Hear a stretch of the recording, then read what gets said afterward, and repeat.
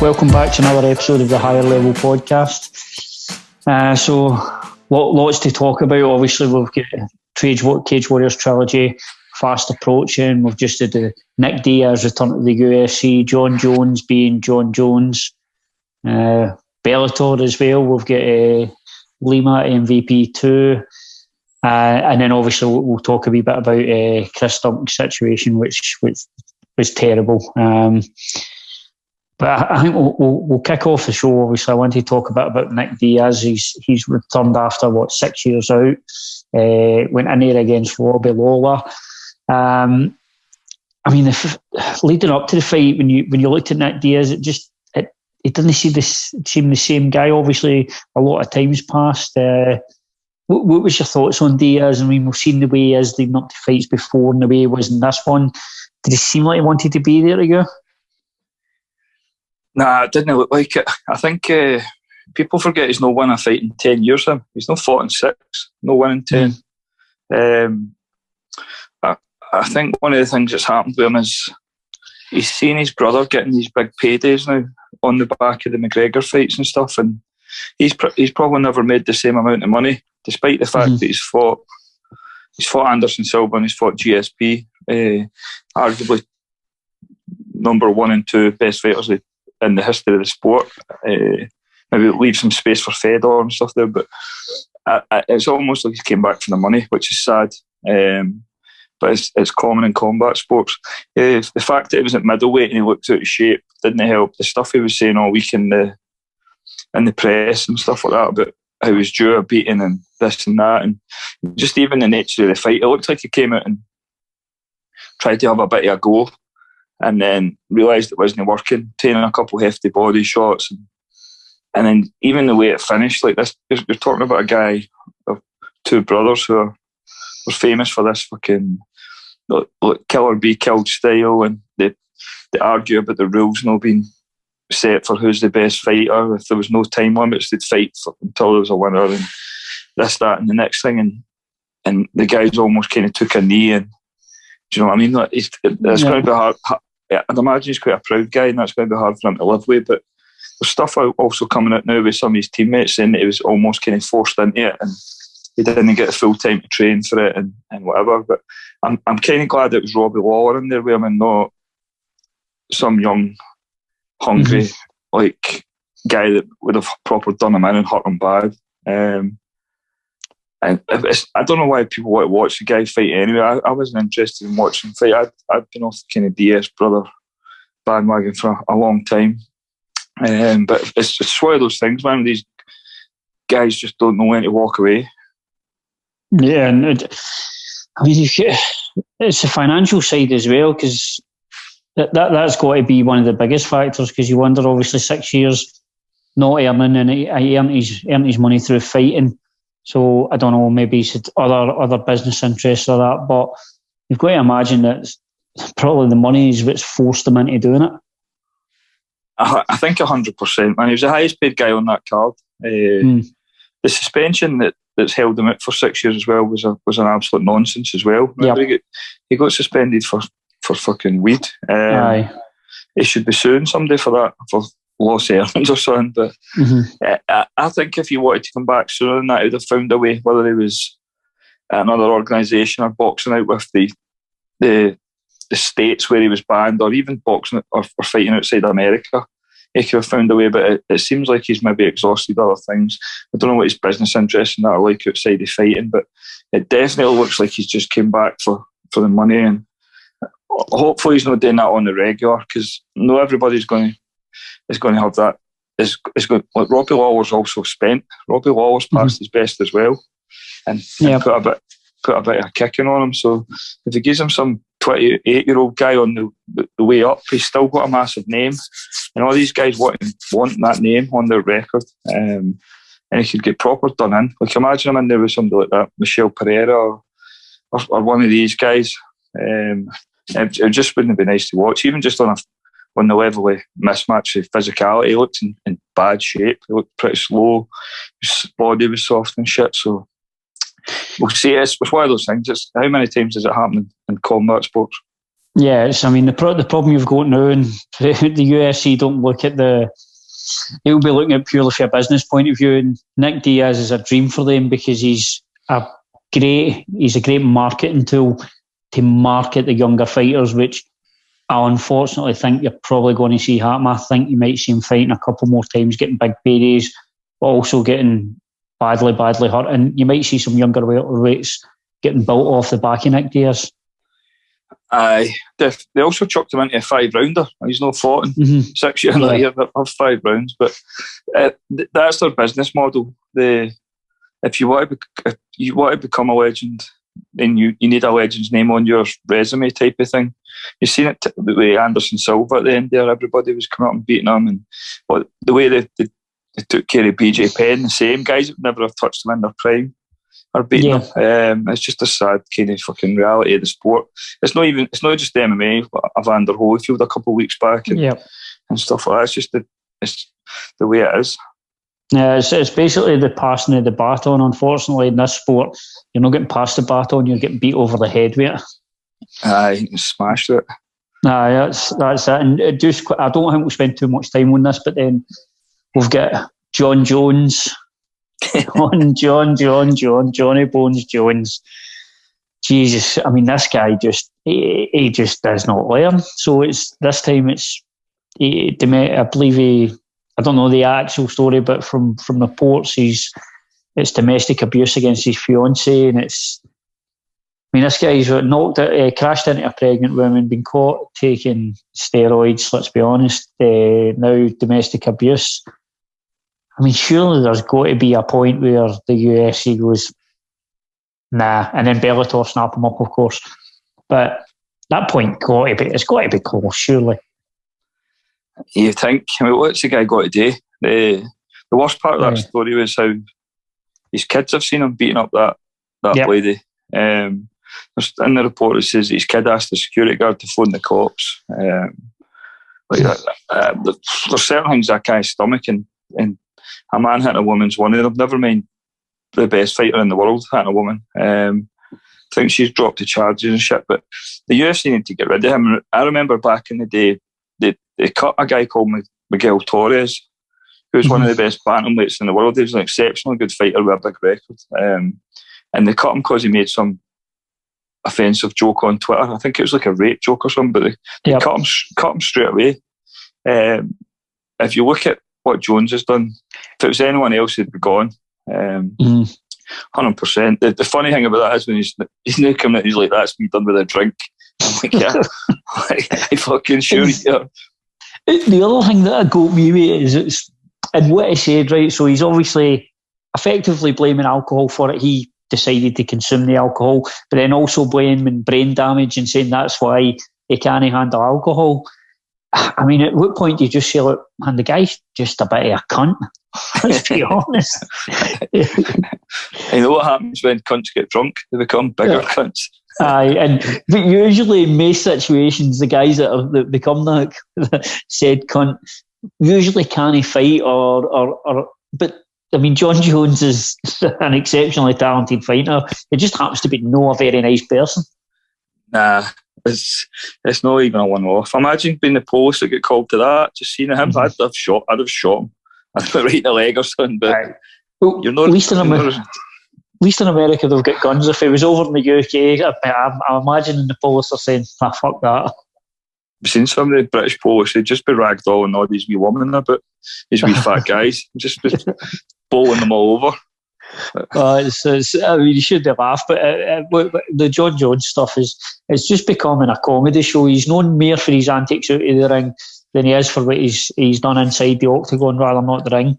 And I just don't know what the UFC do with him. He can't go forward preaching about God and stuff like that while he's taking drugs, crashing into pregnant women, hitting his fiancée in front of his kids. It's pretty sure God doesn't condone that shit.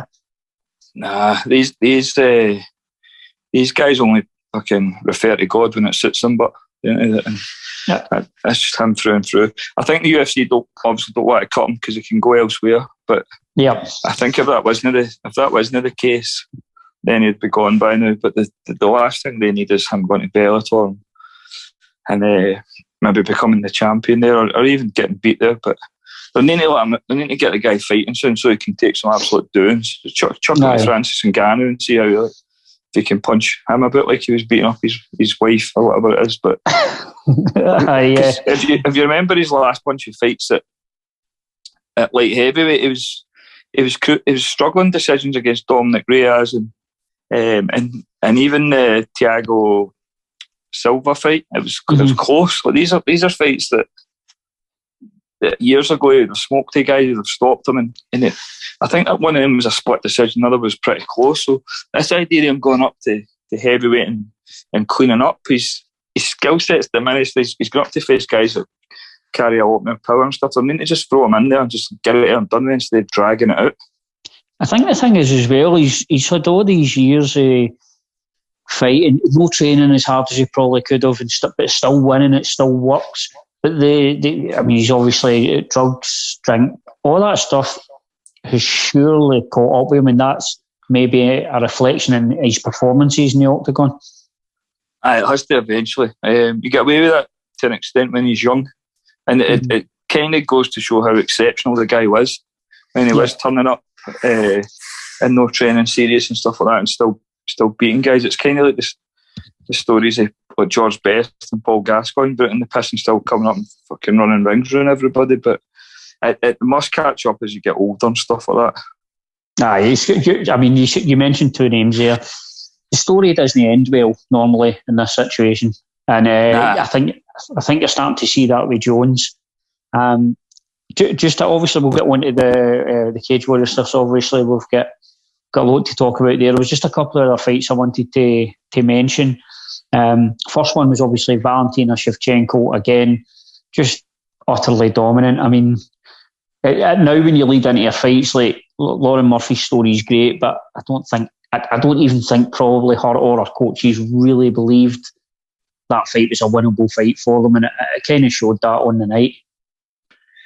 She's just levels above the rest of them. The same way Amanda Nunes is the weight class up, I think.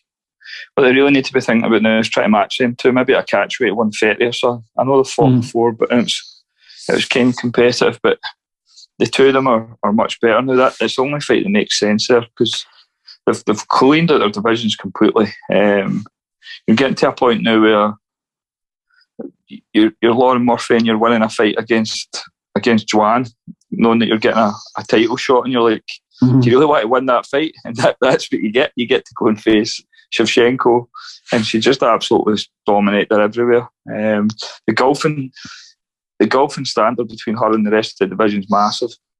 The same way, and maybe even more than it looks at with Amanda Nunes, but they'll have to do something there.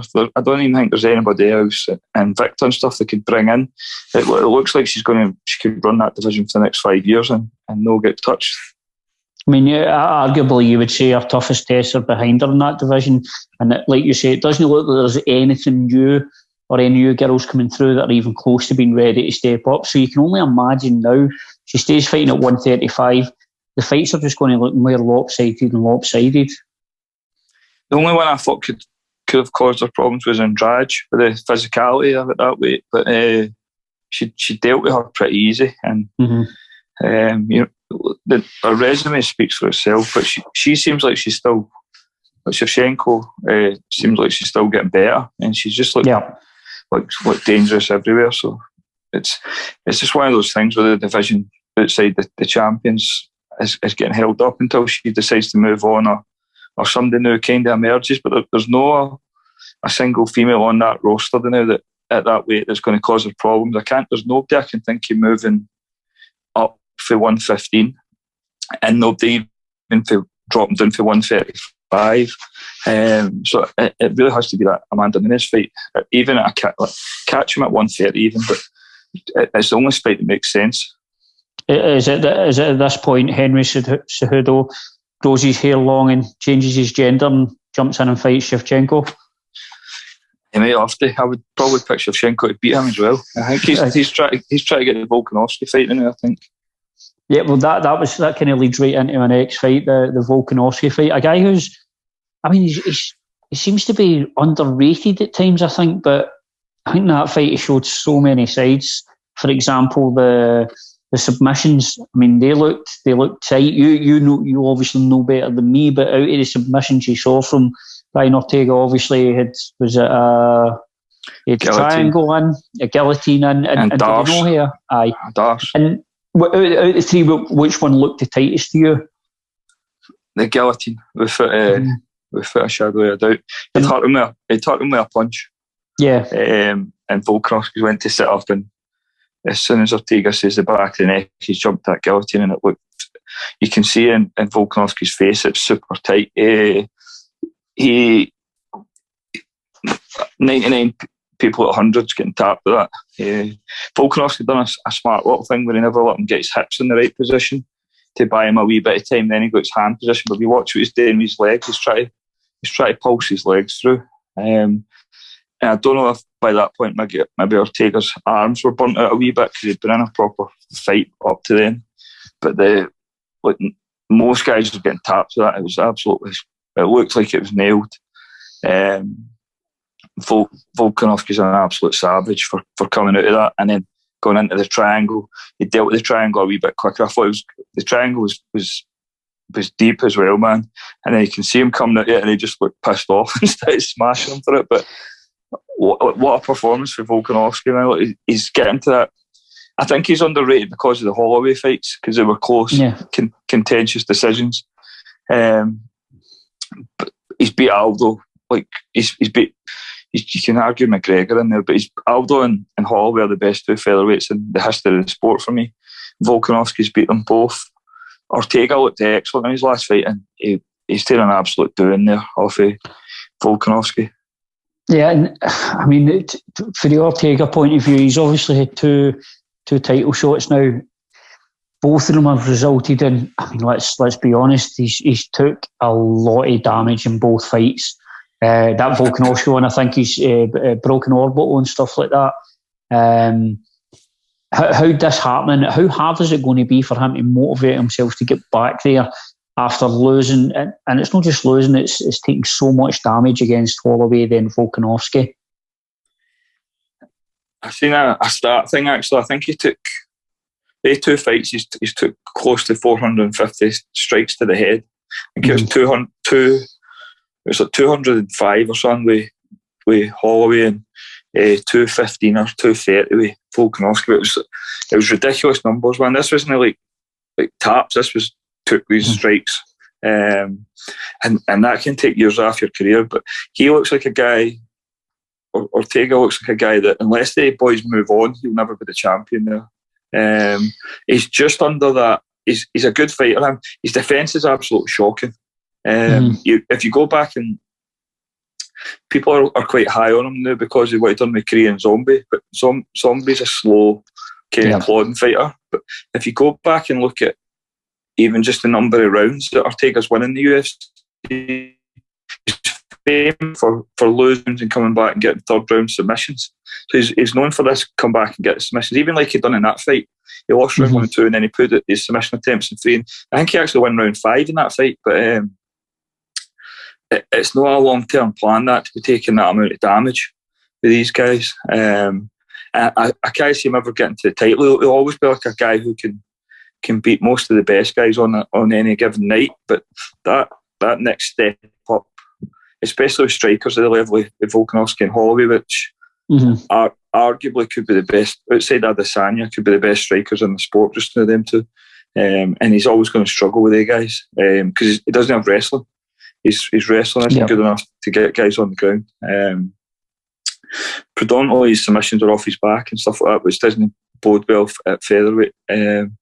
So it's unfortunate because the guy is very, very good, but he's in an era at featherweight where you've got Volkanovski's exceptional and Holloway is also exceptional. If he'd been in featherweight division maybe 5 years ago before Volkanovski joined the UFC and Holloway was just coming up, it might have been a different story. But they guys are very, very good guys. I can't. it's not like he's a young. He's no. I mean, he's older than Max Holloway and stuff like that, so he doesn't have that on his side as well. Nah. Is that going to be? Do you think that is a hard pill for him to swallow? Because I mean, he must know what you've just said there. He must know in himself that looking at the two fights, and like you're saying, let's say guys move on, which I don't see them doing anytime soon. Like Volkanovski's not a massive guy, so I don't see him moving up to lightweight. You never know, but is that a difficult pill or something difficult to accept for a fighter when you've believed that you can be the champion? Then that reality hits in that you're just not quite there. He's in the same position as a lot of other guys. Like, how many welterweights were about during the kind of GSP era, or even more recently all the flyweights when Demetrius Johnson was running it, or the middleweights when Silva was the king. I think the difference is at featherweight there's more than one guy that's standing out for the rest. With Holloway up there as well. So it needs somebody to be honest with him and be like, look, your defence needs work, you're getting hit too much. And he might be too far into his career to make the kind of adjustments that he needs, but it made adjustments after the Holloway fight and looked good in the Korean Zombie fight. Like, his striking looked much better. So he would need to go away and spend a bit of time working on stuff, but the fact that he's getting hit the way he's getting hit is a problem. Yeah, and so we'll move on obviously to the Cage Warriors trilogy. So we've got as always with Cage Warriors, we'll get 3 upcoming cards. And what we'll do is we just want to focus on obviously higher levels. It's a flyweight extravaganza down there. So you've got Luke Shanks obviously fighting Sam Creasy for the title. So that's a massive fight, and obviously Scott Malone, who was fighting at bantamweight, got cut from Cage Warriors, but has worked his way back in at flyweight. He's on a really good run. Obviously, last time out, come in against a very tough opponent and come through that with flying colours. So, obviously, we'll speak about Luke first. He's in there against Sam Creasy, looking to get that vacant belt and get that belt back. In terms of the lead up to this one, has it been good having both Scott and Luke in there, both flyweight, preparing for not only the same the same weekend of fights, but they're fighting in the same card as well? Scott's in the prelims, yeah. Scott's opening the card and Luke's closing it. Actually, it's been good. Originally, when we got in touch, Scott had been down to the gym a few times, obviously, but originally when he came over, it was to help Luke, and he's obviously jumped to higher level to train. After getting released for Cage Warriors, he's won his next 4 fights. We've corrected bits and pieces of his game. Nothing massively technical. The drop to flyweight suited him. He's making the weight easier. Anyways, he was kind of undersized at bantam.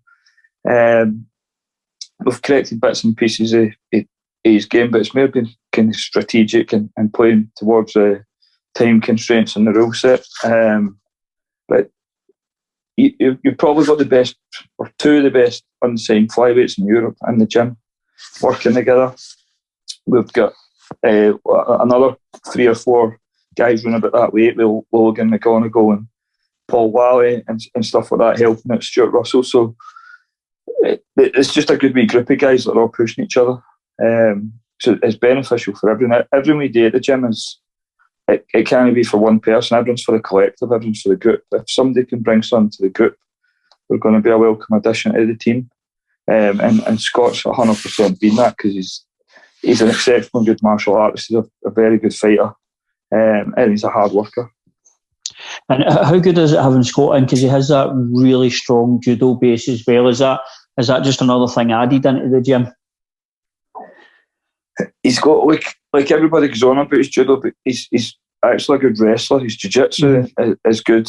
He hits exceptionally hard for a wee guy, Scott, as well. But it's just, he brings different problems to sparring and to rolling and stuff like that. So the more you can get exposed to stuff like that, the better it is for everybody. And he'll tell you the same. Like he's getting exposed to what Luke does and what Logan does and what Keir does and stuff like that as well. So, and Kieran Reid. So it's good. It benefits everybody. But what he's very good at, what Scott's very good at, he's exceptionally good at. Like he can easily get into the UFC if he can get his A game working with people, which is hard punching, pressure grappling, and then either the threat of submission or his ground and pound, like you seen in the last fight. Yeah, and Scott's in against Dylan Hazan. For you, in terms of leading up to his fight, how do you see the fight going? What do you see the keys for Scott to win this fight? So I seen Hazan's last fight. He kind of blanketed Josh Reed at the last trilogy. Strong wrestler, good cage stuff. It wasn't the most fun fight. Josh Reed's one of the most exciting fighters in CageWarriors, and Hazan just kind of blanketed him to decision. So basically, the fight is going to be dictated by who can pick where the fight happens. So if Scott can either press to the cage and get his takedown and top control, then he's going to win. I think Scott's got some bits. Scott's very, very hard to take down. He's got that judo balance and stuff like that, which is problematic. So it's two guys with very, very strong grappling, particularly wrestling skill sets. Scott's a better striker than Hazan. He hits harder. Scott's probably more damaging on the ground. His ground and pound's good, and he's got a submission threat, whereas Hazan's maybe a better controlling wrestler. So Scott's got more ways to win, the way I look at it. There's going to be opportunities there for Hazan to get takedowns and kind of blanket, but Scott's a hard kid to hold down. He's explosive, he's fit, and the big thing for me is he's confident. He's won his last 4. He's not fought anybody with a poor record. He's fought good guys, except especially the last kid. The last kid, if you remember, was 6-0 and had a big amateur record, and had a bit of hype about him. And Scott's dominated him, so I think he's going to be going in confident and stuff. The fight will be win or lost by who controls the wrestling exchanges, just like a lot of other MMA fights. But I'm confident Scott's a very, very good wrestler as well as this kid. And that's one word you used a couple of times here, is the word confident. How key is that been for Scott? Because I'm just making assumptions here, but presumably when Scott come off those losses, cut for CageWarriors, confidence has got to be at an all-time low. It's got to be for a fighter when you're at that stage, and obviously Scott's then slowly built that back up and beat good guys and got winning and got back to a position where he's now. I mean, let's be honest, a winner out of this fight is potentially then looking at a potential title shot, which we'll talk about as well. That creates potentially a bit of a headache for you. How big has that been in the run Scott's been on, and just seeing that confidence grow as he gets those wins under his belt? It's probably been the biggest thing, to be honest. People always going on about the mental side of fighting and stuff like that, but Scott was coming off not just losses, but the way he lost to Cartwright and Jack Shore, and the kid for Next Gen. It's the nature of the loss as well. But in Cartwright and Shore, you've lost to two of the best fighters that have ever fought at bantamweight in this country, who you've obviously seen what Jack's went on to do in the UFC, and it looks like Cartwright's kind of gone there as well. He's done after winning that tournament. And Scott's confidence was gone completely when he came to us. So the battle was they're building it back up, and it started in the gym. Even just wee things like how you talk to him, what feedback you're giving him, the drills you're doing, stuff like that. And then, more importantly, just matching the right fights, because he could have went away and got big fights on big shows there just because he'd fought for the CageWarriors world title.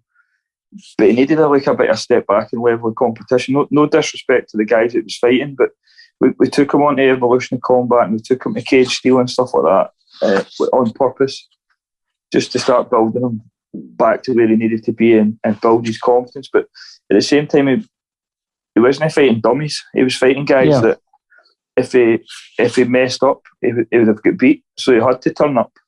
And I can see, from my perspective, his confidence coming back. And I think it kind of showed in that Cedar Atlas fight, where he looked back to his best in that fight, if we're being honest. He made some adjustments with his decision making and how he was pacing the fight in that fight that showed the difference in experience level between him and the opponent. And I think that's going to be a factor with this one. But he should be confident, man. He's making the weight comfortable. He's on a nice wee winning streak now. He's coming off the best. Yeah. It's arguably the best performance of his career. So he should be confident. But the rebuilding job Adam Scott was nothing really technical. It was like you and Sloan and stuff has done a great job with him. It was getting that confidence back, and then it was more strategic stuff, how to approach the fight and how a professional should be pacing the fight and stuff like that. And it's kind of working for him really well. Yeah, and we'll jump straight on then, and moving on to obviously Luke Shanks, Sam Creasy. A learning experience for Luke recently. Obviously, won the belt. He's got the high winning the belt, then loses it, and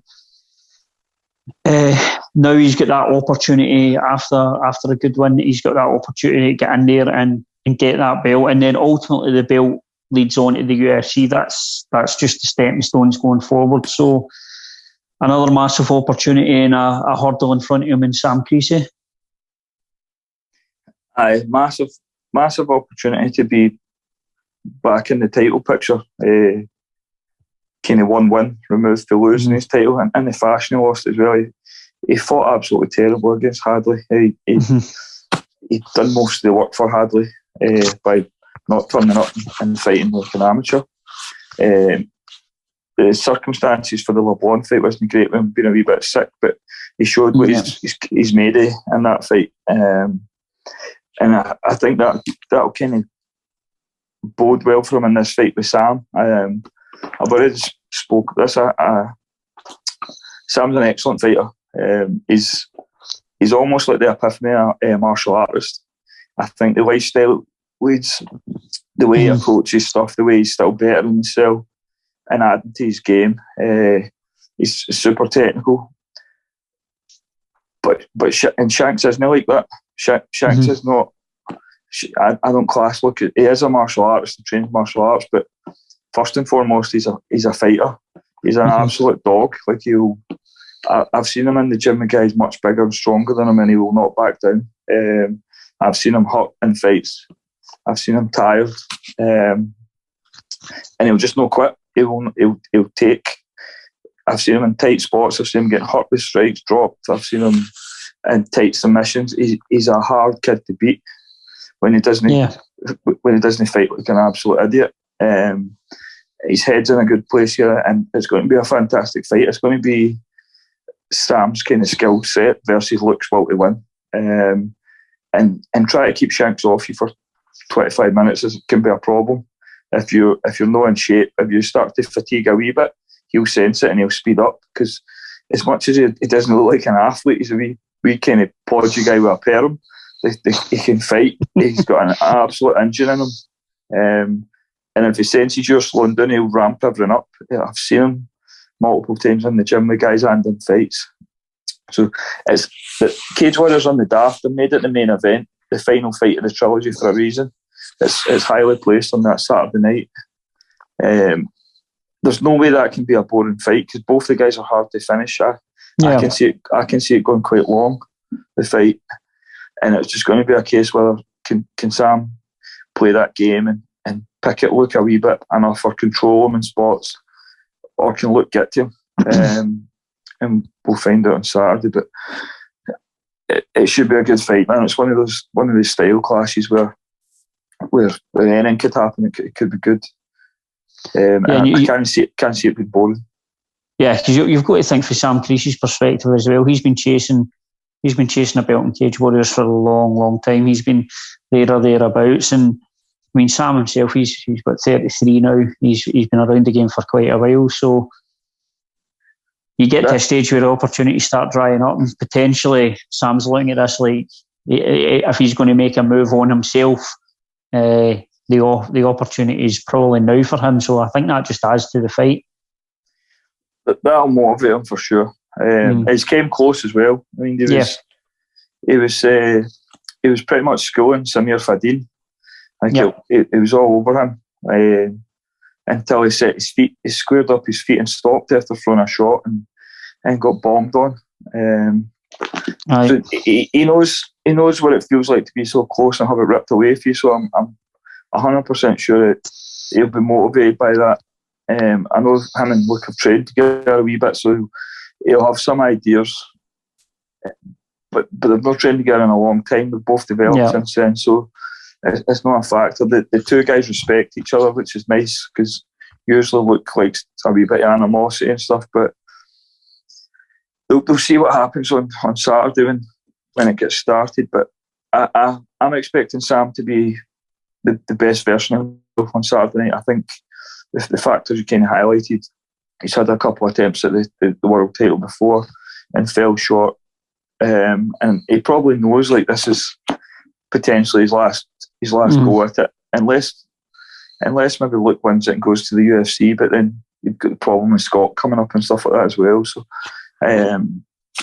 we'll see. But I'm expecting him to turn up on Saturday night. They knew they were fighting each other when the tournament brackets get drawn up. We kind of expected that's how it was going to be. So we knew at some point they would have to fight each other as well. So they've both probably been preparing for each other for longer than since the fight was announced, and we'll see on Saturday night. And so I'm going to throw up a hypothetical here then, and I bet you already know what the hypothetical is. So let's say Scott and Luke both win their fights in great fashion. What happens there then if Scott's like, is that? I'm presuming it's not something you would go for, but I mean that could potentially be something that Cage Warriors look to do in the future. Scott and Luke, or is the ideal scenario for you? Luke wins the belt and then gets the offer to go to the UFC. The belt's vacated, then that's when Scott gets his opportunity. I'm presuming that's the ideal scenario. But talk to me about the first one I've presented to you. We have thought about it because they're both at the top end of the division. So the chances it's not like it's not a hypothetical thing really. It's in reality they both win on Saturday. It's the next logical kind of fight. We'll have to deal with that when it comes to it. Whether I do a Greg Jackson, but like if you want to fight each other, that's fine. I'm taking none to do with it. You can do what you want, but ideal scenario, Luke gets the win.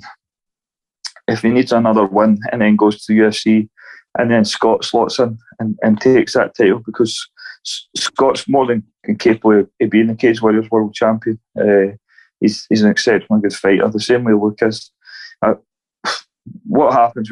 I need to wait until Ian Dane messages me and says this is what we're thinking. I'm pretty sure that both of them have thought about it.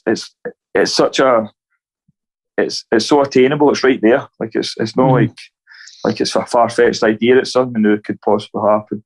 There's not really that many flyweights there, and if you've got two guys there that keep winning, we take it for there. Ideally for me, it never happens. I don't like it. I obviously like both fighters. We're not that type of team where the guys would be fighting each other. You get all these guys saying they're denning for whatever money or whatever they have to, but that isn't us. It's not the type of team we are. But we'll see on Saturday. It's still the two of them still have to win on Saturday before that becomes an issue for me. I'll deal with it at the time if it arises. No, Luke will be all right for money anyway. I'm sure he's got a few side businesses going at the moment. He's raking it in there.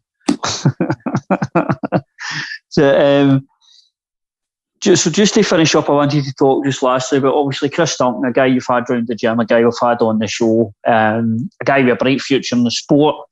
So he's over in the States at the PI, ready to compete on the Dana White Contender Series.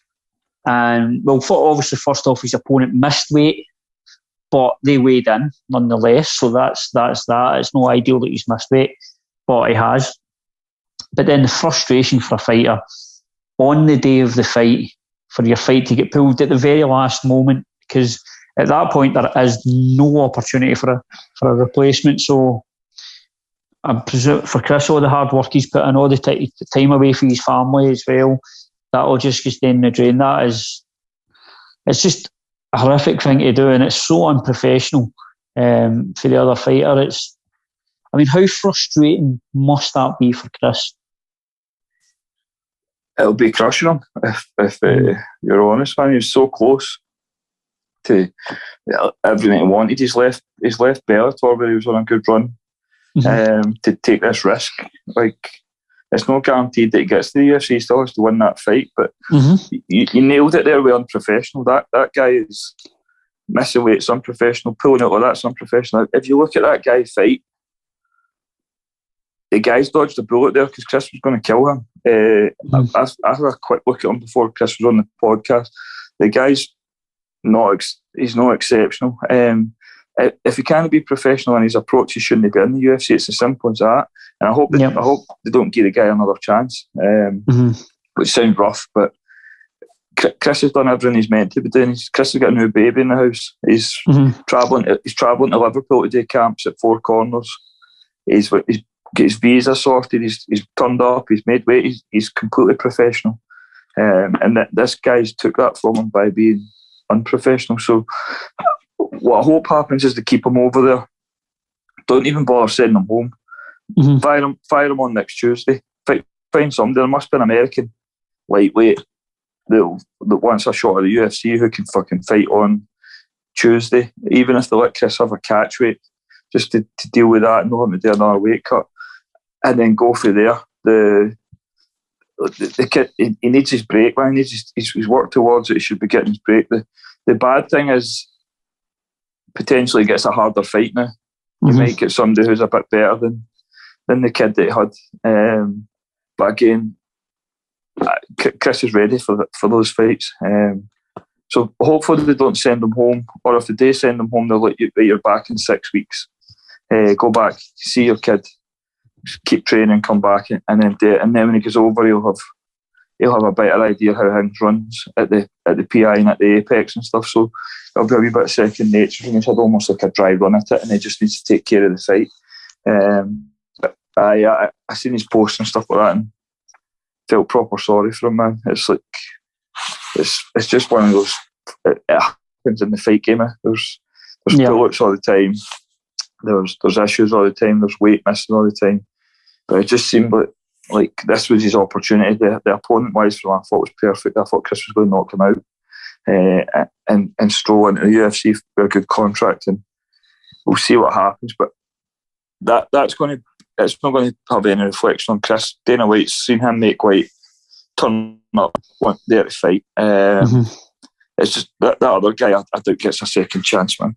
Nah, I wouldn't have thought so. So we'll just end on this. So obviously, it's that part of the week. Are you starting to think about the Shanks weight cut now, or is that all taken care of, all in hand? I'm in a separate room for him this time, so this is my lesson I learned the last time. Where last time I shared with Stephen Off, so you might have the maddest room in MMA history with Shanks and Dylan Took together.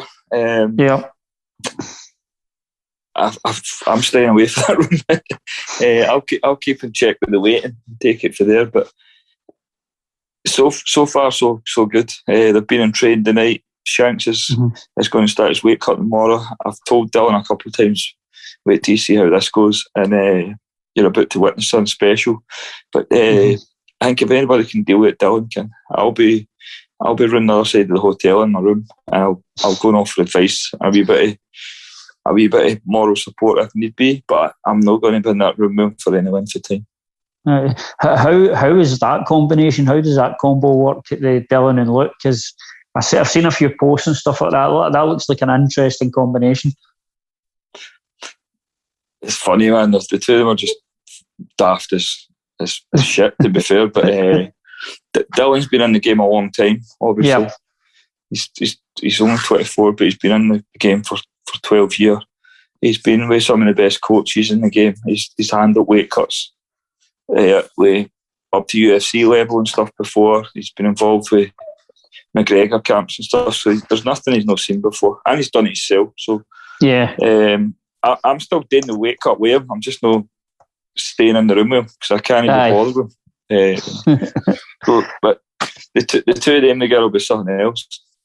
And just while we spoke about Dylan, where's Dylan at the moment? What's his situation? Have you got anything in the pipeline? He's ready to go. I'm just looking for fights now for him. I'll probably speak to Ian Dean this week when I'm here. He's walking about 73 kilos. He's sharp. He is razor sharp, and he could have fought this weekend if there was any bullets. I tried to get him on a show. Was it that Fight Star one? I tried to get him on a show, and it was Contenders in London, against the guy that Aiden had fought on Cage Warriors. I can't pronounce the kid's name. Somez, who's got an 11-3 record, and they turned the fight down. But I'm looking for stuff for him now. I think even Dylan's not fought in a couple of years either. So even if he ends up taking a couple of fights up in Scotland on top or Budo or something like that, just to get him back out, and then get him here. But he's got enough. He's got enough of a name and a reputation that he's pretty much just come to any of the big shows straight away. He's only lost to two guys that are in the UFC now, with Cameron Nelson, Sadiq Youssef. He's only 24-year-old. He was a kid when he was fighting these guys. So, and for what I've seen him in the gym, he's going to do really well. And it's all or nothing for him. So it was just a case of me getting the right match for him to get us started now. So hopefully we can get him some. I want him to fight this year, definitely. Whether it's if on top of the December show, Dylan took as a main event would be a big thing for him. It'd almost be like a fucking statement of intent to remind everybody that they're maybe the best show in Scotland, having that level of pro fighter headline it. So we'll see, man. But the sooner I get him, once he gets that first one, and I think we'll get him busy. Or if he gets signed, whether it's Cage Warriors or EFC or wherever we get him signed, just get him busy, and he can make up for the 2 or 3 years that he's had off. Brilliant. Well, on that note, we will call it a wrap on this one. Obviously, so everybody check out the Cage Warriors Trilogy this weekend, Saturday night. Excuse me, something in my throat. Saturday night, obviously, Luke's trying to regain his title back, and he'll be fighting against Sam Creasy, and that'll be on UFC Fight Pass. So we'll catch up with you again. We'll catch up with you again soon, James, and we'll speak to you next week, I'm assuming, and dissect the events this Saturday and the weekend overall.